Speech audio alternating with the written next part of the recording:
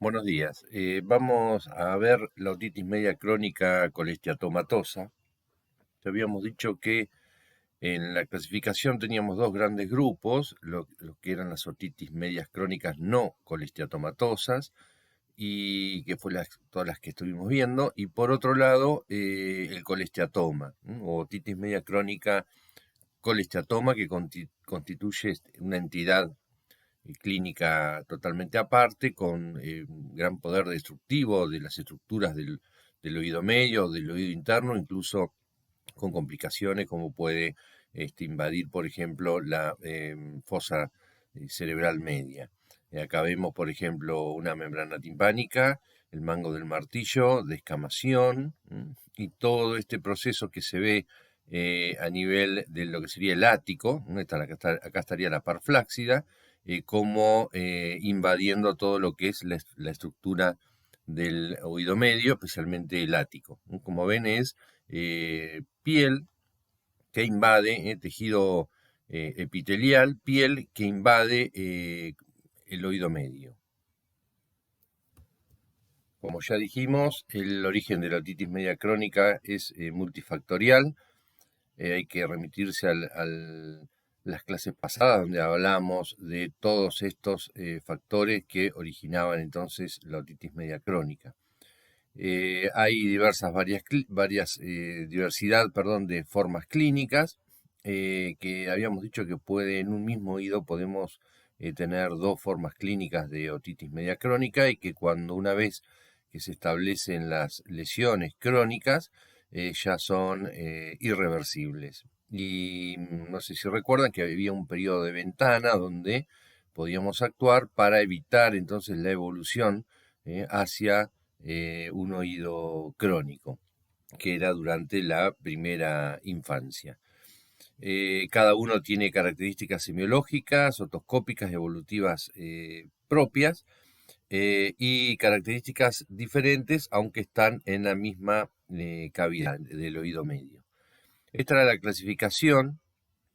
Habíamos visto las formas no colesteatomatosas, cuando teníamos la membrana timpánica perforada, la simple, la supurada, cuando teníamos la membrana timpánica cerrada, como la tímpanoesclerosis, el oído medio con efusión crónico, la telectásica y la fibroadhesiva, y habíamos hablado diferencias entre adhesiva y fibroadhesiva.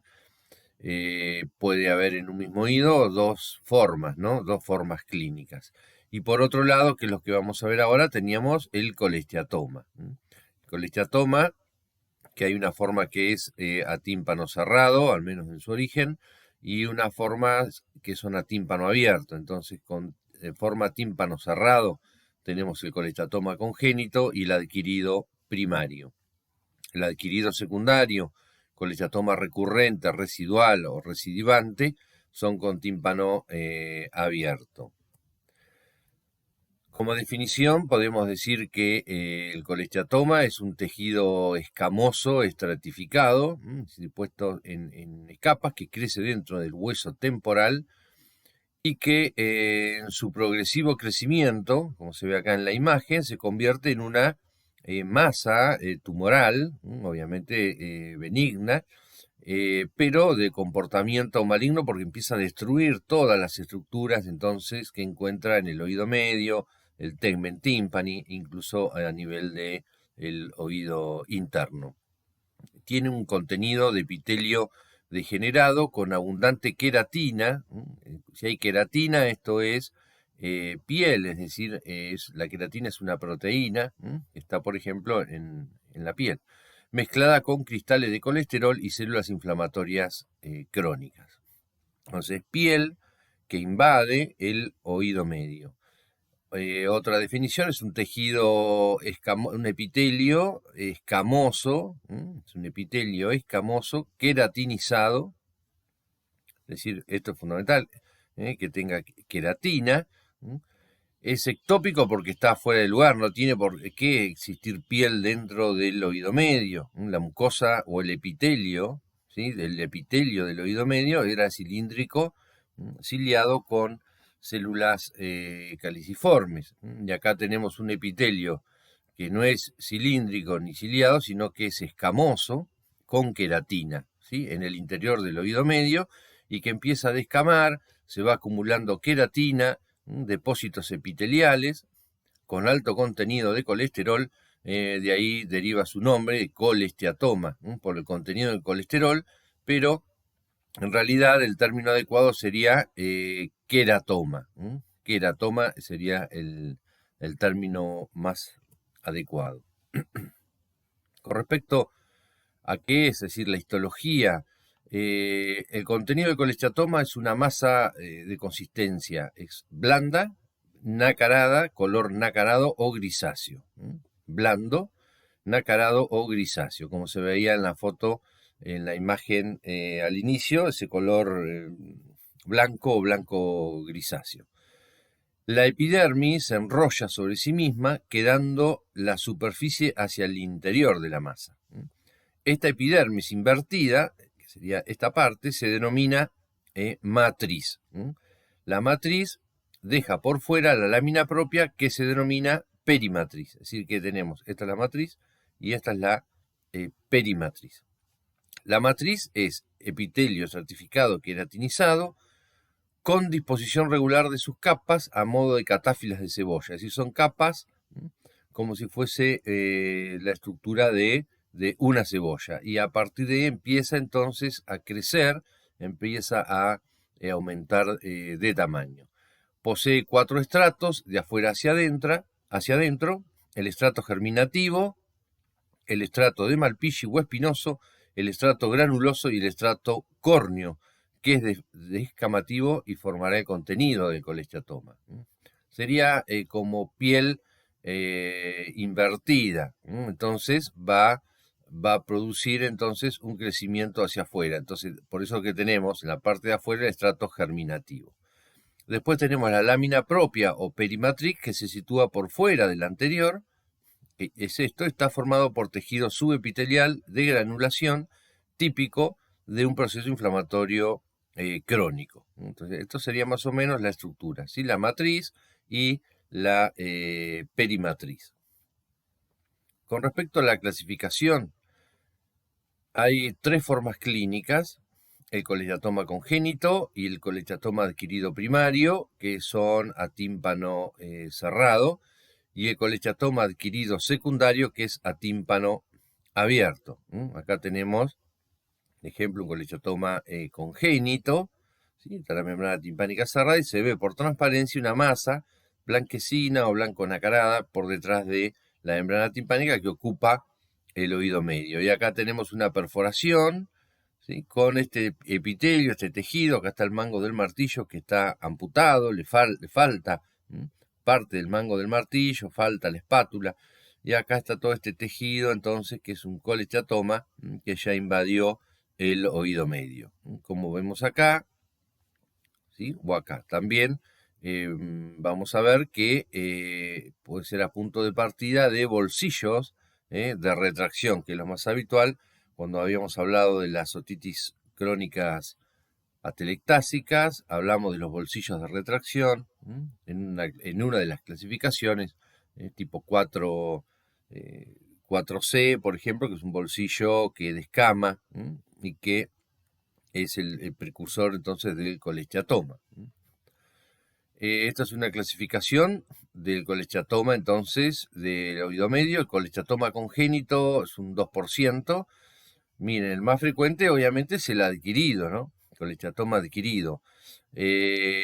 Adquirido primario es el 82%. Esto quiere decir que es adquirido primario, habíamos dicho que era con tímpano cerrado. En su origen está en los bolsillos de retracción, sobre todo en la parte superior, atical, parflácida o bolsillos pósteros superiores. De la partensa, el secundario adquirido, el 18%, por una perforación, un 18%. Y la ubicación póstero-superior es la más frecuente, ven un 78%, mientras que la ubicación antero-inferior un 22%. En resumen, tenemos que del colesteatoma el más frecuente es el colesteatoma adquirido. Del colesteatoma adquirido el más frecuente es el que aparece en el sector póstero superior, arriba, en la par flácida, y se lleva más o menos un 82%, que se origina a tímpano cerrado, es decir, que es más frecuente el adquirido primario que el adquirido secundario. Bien, el colectatoma congénito, como se ve acá en las imágenes, tímpano cerrado, una imagen blanca por detrás de la membrana, como se ve acá. El colectatoma congénito tiene un origen ectodérmico, ¿sí? Originado a partir de restos epiteliales durante el periodo embrionario. Hay tres posibles orígenes a tímpano íntegro.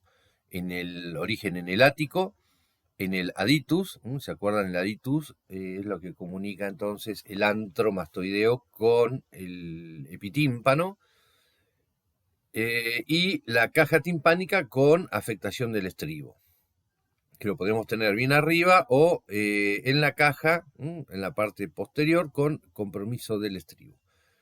En el ático, cuando aparece en el ático arriba, es subclínico, hasta que, porque no lo vemos, está metido arriba, hasta que se exteriorice, porque en su origen a tímpano cerrado, pero después el colesteatoma va a crecer y va a perforar la membrana timpánica, originando entonces otorrea.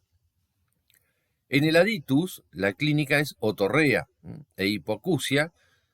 Esto es lo que decía recién, según se exteriorice al conducto auditivo externo por una perforación timpánica. Y en el estribo, la clínica, fundamentalmente, cuando compromete el estribo, es la hipoacusia. Hay un tipo de estos colectatoma congénito de origen ectodérmico que compromete el oído medio, ¿no? Pero también tenemos un colectatoma congénito que no está en el oído medio, ¿sí? Que se llama quiste epidermoide o colectatoma congénito del peñasco. Su origen asienta sobre epitelios aberrantes, es decir, restos epiteliales durante el periodo embrionario, sobre todo en el momento en que cierra el surco neural entre la tercera y cuarta semana de desarrollo. ¿Y dónde va a estar localizado? A diferencia de la forma anterior que se ubicaba en el oído medio, va a estar localizado en el ángulo pontocerebeloso. Acá tenemos, por ejemplo, estos son de oído medio, ¿sí? Este acá, y acá vemos, ocupa casi todo el oído medio, ¿no? Acá vemos la tomografía computada, donde tenemos la caja, esto es la cóclea, y ahí aparece esa imagen redonda, colesteatomatosa, de una imagen de densidad de partes blandas, que se ve de color gris, eso redondito, ocupando entonces el oído medio. Esto por un lado. Por otro lado, el colesteatoma congénito, que compromete entonces el peñasco. Y aparece en el ángulo pontocerebeloso. Acá tenemos la protuberancia, acá está el octavo par, entonces el ángulo pontocerebeloso, ¿sí? Acá tenemos parte de los conductos semicirculares, bueno, acá está, entonces vemos el octavo par y aparece toda esta masa tumoral acá, que esto es normal, ¿sí? Acá aparece este tejido, esto se manifiesta entonces con hipoacusia, a veces hay que hacer diagnóstico diferencial con, por ejemplo, tumores del ángulo pontocerebeloso, que si hablamos de los tumores del ángulo pontocerebeloso, el más frecuente es entre un 95 y 98% son neurinomas o schwannomas, son tumores de la raíz vestibular del octavo par. Pero bueno, hay que hacer diagnóstico diferencial con un colesteatoma congénito. El colesteatoma adquirido primario, como les decía, aparece entonces cuando hay una bolsa de retracción atical previa que pierde la capacidad de limpieza, es decir, no es autolimpiable y que se infecta, sufre reinfecciones, supuraciones. Toda esta irritación hace que la bolsa se llene de escamas epiteliales y tras estas infecciones se crea una perforación marginal en la pars flácida, como sería acá, por ejemplo, los que aparecen acá arriba, estos son colesteatomas.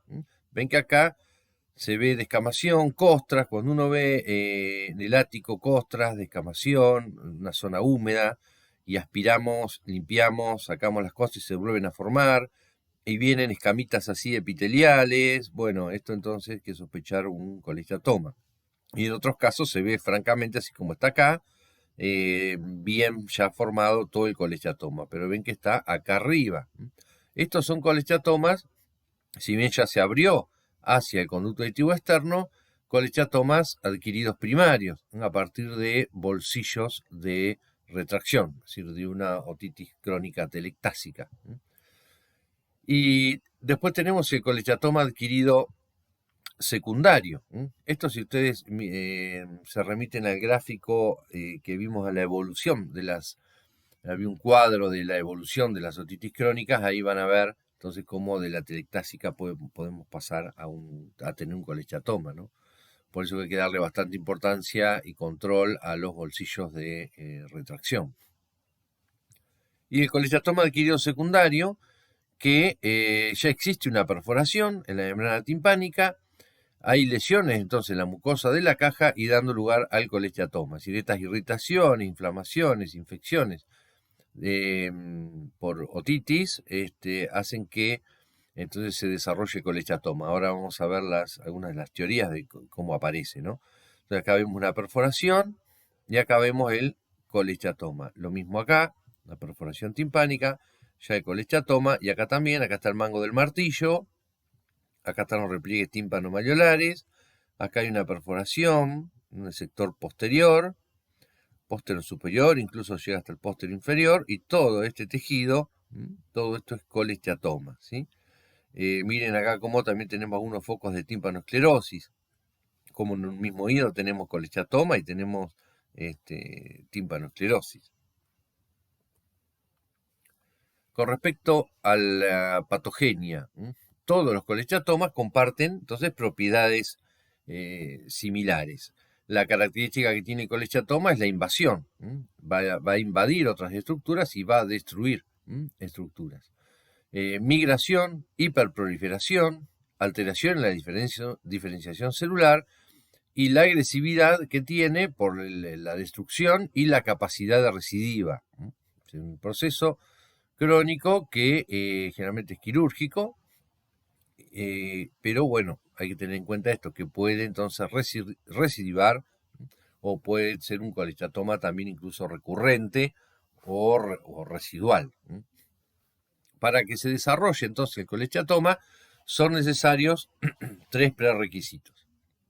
La situación anatómica especial de la membrana timpánica, infecciones o inflamatorias crónicas o recurrentes de la submucosa del oído medio y la tendencia del colesteatoma de erosionar hueso. Entonces, como ven, bueno, los procesos atelectásicos, la membrana timpánica muy adelgazada, los bolsillos de retracción, los procesos infecciosos que provocan cambios en el oído medio. Y de ahí aparecen entonces, hay algunas teorías de cómo es el origen, ¿no?, del colesteatoma. Y son estas. Por un lado tenemos la teoría de la lucha de los epitelios de Haberman, la teoría de los bolsillos de retracción o de invaginación timpánica, la de Bessel, teoría de invaginación papilar del estrato germinativo, que es la teoría de Ruedi, o la de la metaplasia mucosa de Ulrich. Algunas tienen más aprobación que otras, pero en general a veces son procesos que se dan en conjunto, y algunas de estas teorías explican, por ejemplo, cómo aparece un colesteatoma después de con un bolsillo, a partir de un bolsillo de retracción, o cómo aparece un colesteatoma con una membrana timpánica cerrada en su origen. Bien, entonces acá tenemos la teoría sobre la patogénesis, ¿sí?, del colesteatoma adquirido. Es decir, cómo se originaría el colesteatoma adquirido. Una de las teorías que dijimos es la teoría de la lucha de los epitelios, descrita por Haberman en el año 1889. El epitelio epidérmico desplaza el epitelio mucoso en los bordes de la perforación. Es decir, acá tenemos un corte, un esquema de la caja, del martillo, el yunque, ligamento suspensorio, ligamento lateral del martillo. Entonces acá vemos la perforación arriba, atical, como está acá. Esto es el epitelio escamoso, y acá está el epitelio del oído medio, el epitelio del conducto y de la parte externa de la membrana timpánica, y acá está el epitelio de la caja, la mucosa, que sería de la caja. Entonces es un epitelio escamoso, queratinizado, y este es un epitelio cilíndrico ciliado. En los bordes de la perforación se establecería, según Arm, una lucha entonces entre los epitelios, donde el epitelio escamoso le gana a la mucosa y se empieza a meter, empieza a invadir el oído medio. Como acá, por ejemplo, acá está la perforación, acá está el martillo, esta es la parte externa, la capa externa de la membrana timpánica, como el epitelio empieza a invadir, encuentra resistencia en los bordes de la perforación, pero le gana y se mete entonces dentro del oído medio. Esa es la teoría entonces de la lucha de los epitelios. Después de eso ya se forma el colesteatoma, ¿no? La teoría de los bolsillos de retracción o la invaginación timpánica, que es de los bolsillos de invaginación en las otitis atelectásicas, la teoría de Bessel, ¿sí? Entonces, esto es muy importante. Acá tenemos los bolsillos de retracción, como por factores que ya vimos, la presión negativa, la debilidad de la membrana, cómo se producían entonces estas retracciones, cómo se hace un bolsillo, se va hacia adentro.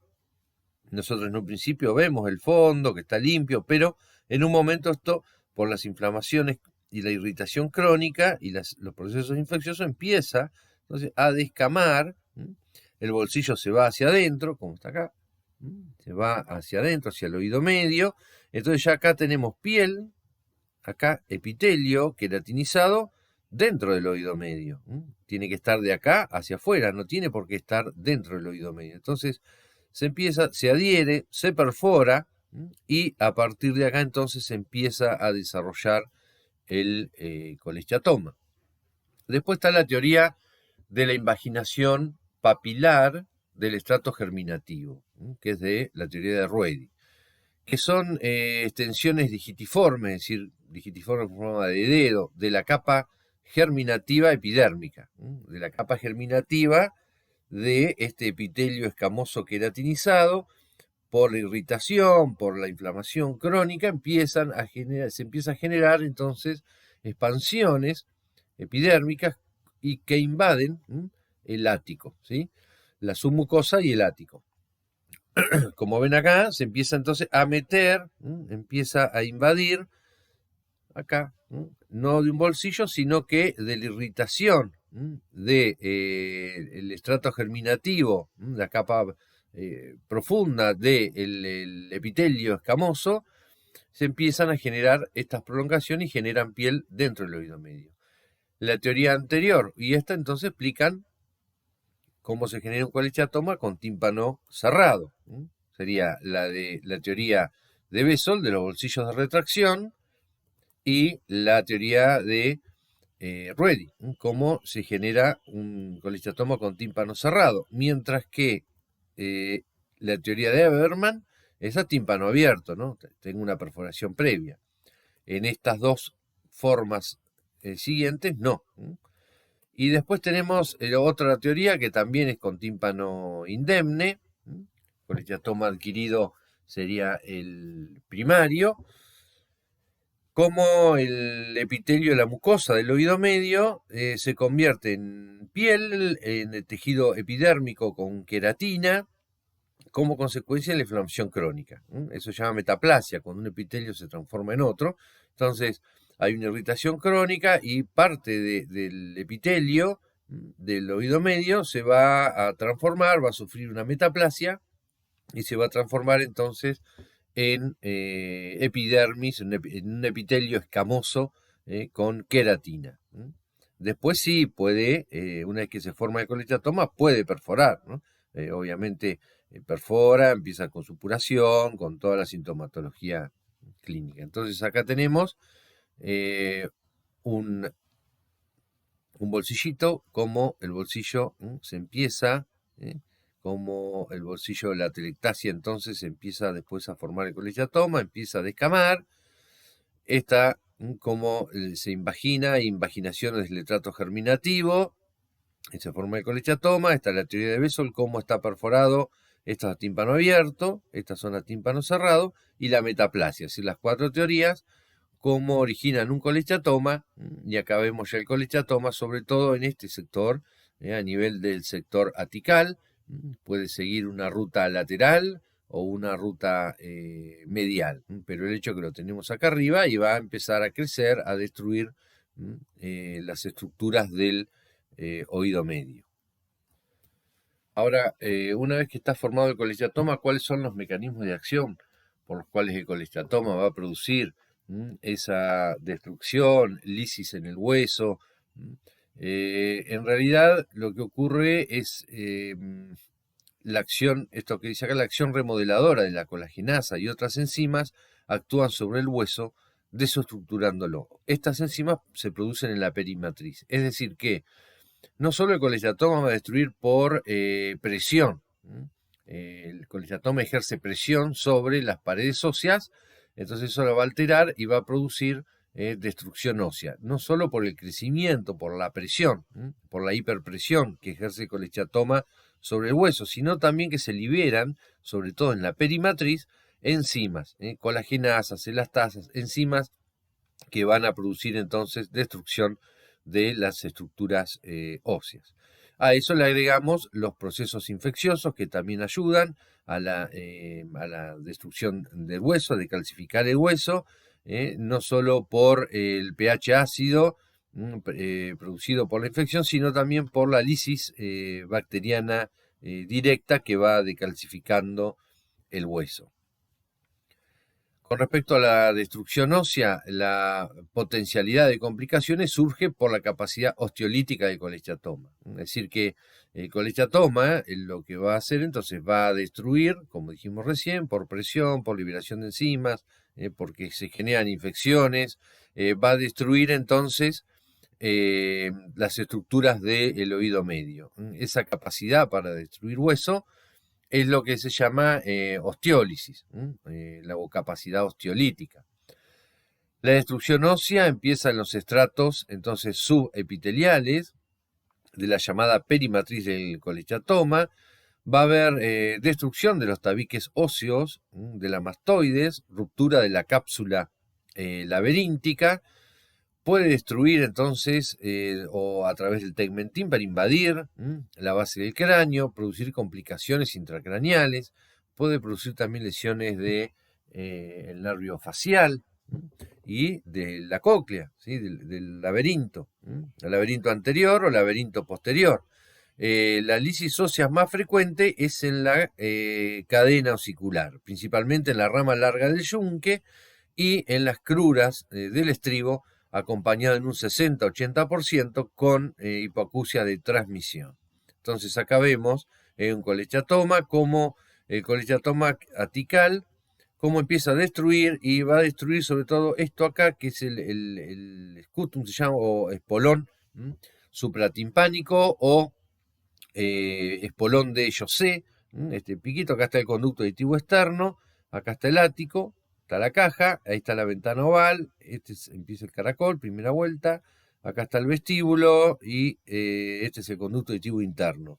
Acá estaría el tegmen tímpani. Entonces el colechatoma destruye, produce una amputación de este pico, que es el espolón supratimpánico. Acá también vemos un colechatoma, como acá está el vestíbulo, entonces son tomografías computadas con cortes coronales. Acá está el conducto auditivo interno, acá está el vestíbulo, conducto semicircular externo, conducto semicircular superior, y acá está el caracol. Entonces, como el colechatoma, en este caso acá, horadó o produjo una lisis de la pared externa del conducto semicircular horizontal. Como falta ahí estructura ósea, esto, bueno, obviamente va a producir laberintitis, fístulas, puede producir perilinfáticas, con agravamiento de la hipoacusia que en su origen fue de transmisión, cómo se va a perceptivizar, ¿no? Entonces, como ven, es una patología que produce destrucción, destrucción importante, entonces no solo de las estructuras del oído medio, sino también del oído interno, incluso puede invadir la fosa cerebral. ¿Cuáles son los síntomas? Los síntomas obviamente dependen del grado de destrucción, de la evolución que tenga el colestatoma y del compromiso de las estructuras intratemporales o incluso extratemporales con las complicaciones que ya hablamos. Ahora, en general, el colestatoma congénito, la membrana timpánica va a estar íntegra, como se ve acá, membrana timpánica indemne, acá está el mango del martillo, y de esta masa blanca, lo mismo que acá, que aparece detrás de una membrana timpánica indemne, eh, sin antecedentes, no hay antecedentes de otorrea, ni infecciones, ni cirugía de oído medio. Los síntomas van a estar acorde con el tamaño, la ubicación, el compromiso de la cadena. Se ve esta masa entonces blanca detrás de la membrana o en el cuadrante antero superior suelen estar. Esto es lo más habitual. Pero bueno, los síntomas van a depender en parte del compromiso que tenga de la cadena. Pero son pacientes que no tienen antecedentes de supuraciones, ni de otorrea, ni de infecciones de oído medio. El colesteatoma adquirido, la sintomatología sí, acá tenemos la otorrea, la supuración de oído, que es una supuración fétida con uno especial, color parduzca, puede ser sanguinolenta incluso. Hay historia de otorreas intermitentes de larga evolución, es decir, es un oído que ha sufrido otitis, es un oído que desde la infancia ha tenido problemas, que ha tenido supuraciones reiteradas y que, bueno, no tiene respuesta entonces con los tratamiento médico. Y bueno, en esos casos hay que sospecharlo, ¿no? Un oído que supura y es una supuración fétida o amarronada o cero sanguinolenta, con un olor muy, muy especial. La hipoacusia es de transmisión, ¿sí? Una hipoacusia conductiva de carácter variable, sin que a veces exista relación entre la importancia de las lesiones y la gravedad de la hipoacusia. Es decir, a lo mejor tenemos un colestatoma grande, pero no tiene una hipoacusia importante. Lo más frecuente es que la pérdida de audición sea progresiva, esto dependiendo obviamente del crecimiento y del desarrollo del colestatoma y de la destrucción que va provocando en ese crecimiento. También vamos a tener acúfenos, otodinia, acúfenos de tono en general de tono grave, puede haber sensación de oído ocupado, de oído lleno, pero lo más frecuente entonces de todo es la otorrea y la hipoacusia conductiva. También podemos tener vértigo cuando en el desarrollo entonces de un colestatoma, de una hipoacusia conductiva, aparece un cuadro vertiginoso. Sospechamos que hay un compromiso del laberinto, ¿sí? Puede haber una labirintitis serosa por extensión a través de las ventanas o en caso de fístulas del conducto semicircular horizontal, como una labirintitis, como se veía en esa tomografía que les mostré, una erosión de la pared externa del conducto semicircular horizontal. Eso, bueno, puede producir una fístula perilinfática y en el transcurso del colestatoma, del desarrollo del colestatoma, aparece entonces un vértigo. Entonces no es de buen pronóstico que aparezca un cuadro vertiginoso. Cefalea, hay que tener en cuenta la cefalea y pensar si es una cefalea intensa, en extensión o una complicación de colestatoma con algún compromiso intracraneal del proceso. Si hay cefalea, fotofobia, rigidez de nuca, puede haber vértigo o inestabilidad, bueno, pues sospechar un compromiso de la meninge, una meningitis o un absceso cerebral. ¿Sí? Tenemos una hipoacusia conductiva y que de golpe empieza una cefalea intensa el paciente o con vértigo, la hipoacusia se hace más marcada, pensar en alguna complicación. Lo mismo si aparece una parálisis facial, ¿no? La hemorragia por traumatismos, inflamaciones, granulomas o pólipos que pueden acompañar la otorrea crónica. A veces el colechatoma, como es un oído que supura permanentemente con una otorrea persistente, esa irritación y esas inflamaciones e infecciones producen tejido de granulación, que son vascularizados, o pólipos, que se lesionan bueno, y que pueden producir entonces hemorragia o otorragia, ¿no? Cuando sospechamos o algunos aspectos otoscópicos sugerentes de colechatoma, una costra, ¿sí? O un pólipo atical, supongamos acá está la membrana timpánica, mango del martillo, y vemos un pólipo acá arriba, o un granuloma, o costras, o descamación en este sector, tenemos que sospechar si no hay por detrás un colechatoma o una bolsa de retracción subligamentaria posterior o anterior que se complica con infección y restos epidérmicos que se exteriorizan a través de conducto auditivo externo. Sería bolsas de retracciones subligamentarias por debajo de los ligamentos timpanomayolares y que hay supuración a través de esa bolsa o descama restos epidérmicos o vemos restos epidérmicos como acá, por ejemplo, que hay restos epidérmicos en el conducto auditivo externo. Hay que sospechar un colechatoma. Como acá, por ejemplo, una tomografía computada, acá está el conducto auditivo externo, está la caja, acá está el conducto auditivo interno y esta masa gris que aparece acá, de densidad de partes blandas, esto es un colechatoma, ven cómo está invadiendo el ático. Esto es lo que les decía yo que va, después de colechatoma en su crecimiento, va a destruir esto que es el espolón supratimpánico, o scutum o espolón de José, lo amputa, sería como que lo corta, produce una lisis del espolón. Con respecto al tratamiento clínico, es el tratamiento de las infecciones. Tratar de secar el oído, se puede usar gotas con antibióticos, antibióticos orales, a veces hay que hacer hisopados, cultivos, tratamiento quirúrgico, si el colechatoma, el tratamiento en sí es quirúrgico, ¿no? Ahora también en algunos casos depende de la edad del paciente, las condiciones físicas del paciente, si es una persona, es una patología que se ve en los chicos, ¿no? Principalmente, pero si es una persona de edad avanzada o tiene un colechatoma, que es un colechatoma recidivante, recurrente, bueno, depende de las condiciones clínicas de esa persona, si tiene alguna o no contraindicación quirúrgica, pero en sí, en esos casos a lo mejor no, es un colechatoma, es patología de crecimiento muy lento, pero bueno, de todas maneras hay que evaluar todo el estado clínico del paciente, pero en sí el tratamiento es quirúrgico. Colechatoma diagnosticado, colechatoma operado. Decimos. Ahora también tenemos el tratamiento protésico. Protésico en referencia a, por ejemplo, otoamplífonos.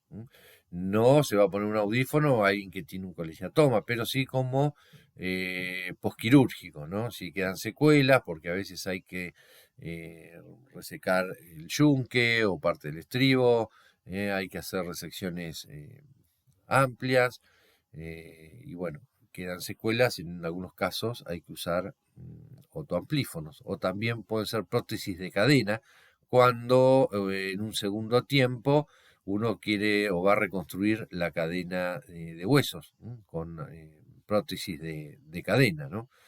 La cirugía para qué? Primero erradicar el colechatoma, tratar de sacarlo por completo, erradicar completamente la patología. Y segundo, ver el compromiso funcional que queda y tratar de reconstruir el sistema tímpano-ocicular. Si hay posibilidades, bueno, se puede hacer esto y si no, el uso también está de los otoamplífonos. Entonces, como ven, acá hay unas imágenes de una cirugía. A veces el colechatoma, acá está el conducto auditivo externo, esta es la mastoides que se le levantó toda la cortical, se fresó, se utilizan estas fresas, ahí está el conducto, porque a veces el colechatoma lo puede abordar por conducto, a través de la cirugía endoscópica o con microscopio, pero con el avenimiento de la cirugía endoscópica permite acceder o ver con más detalle ciertas estructuras, pero cuando ya el colesteatoma se fue hacia el antro, hacia el aditus, el antro y se lo tengo metido en la mastoide, no, ya por acá no puedo, hay que ir por atrás.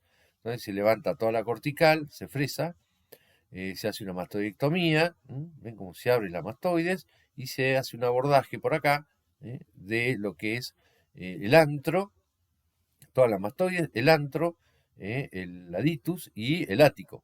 Por acá llegó entonces hasta el ático, para poder estirpar entonces desde acá el colesteatoma o en forma combinada, por acá y por acá. Bueno, muchas gracias.